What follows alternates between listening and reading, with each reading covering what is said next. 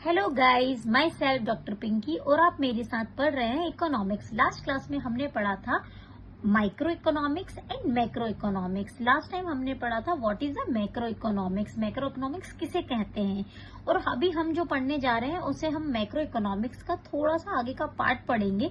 आपको पता है कि आपका ये सेकेंड सेमेस्टर चल रहा है और इस टाइम आपकी बुक का नाम है introductory macro economics and principle of macro economics, intermediate macro economics.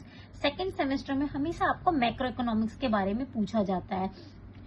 तो आप जानते हैं कि मैक्रो इकोनॉमिक्स किसे कहते हैं। जब अर्थव्यवस्था में पूरे देश की आय, महंगाई, बेरोजगारी और आर्थिक विकास की बात की जाती है तो उसे मैक्रो इकोनॉमिक्स कहा जाता है। सरल शब्दों में यह पूरे देश की अर्थव्यवस्था को समझने का अध्ययन है।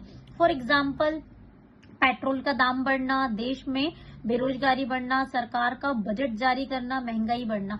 सपोज अगर हमारे देश का जीडीपी डाउन होता है तो आपको पता है कि ऑलरेडी हमारे देश में महंगाई बढ़ती है।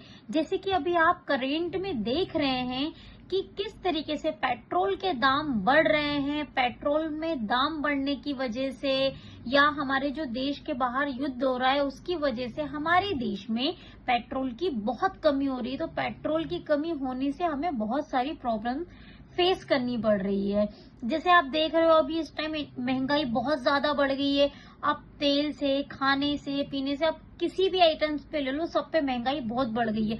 अगर आप इसमें एक बहुत अच्छा एग्जाम्पल दे सकते हो तो गोल्ड का एग्जाम्पल बहुत अच्छा दे सकते हो कि दिन प्रतिदिन गोल्ड का रेट किस तरीके से बढ़ रहा है हमारे देश में।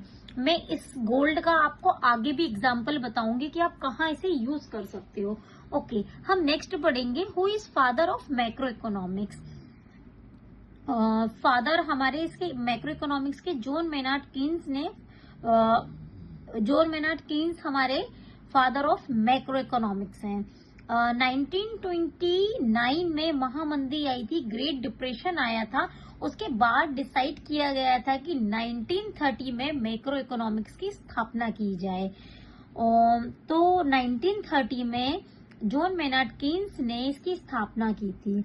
उन्होंने अर्थव्यवस्था, बेरोजगारी, सरकारी नीतियों के बारे में भी विचार दिए हैं और उनकी जो फेमस बुक का नाम है the general theory of employment, interest and money, 1936 में स्थापित की गई थी।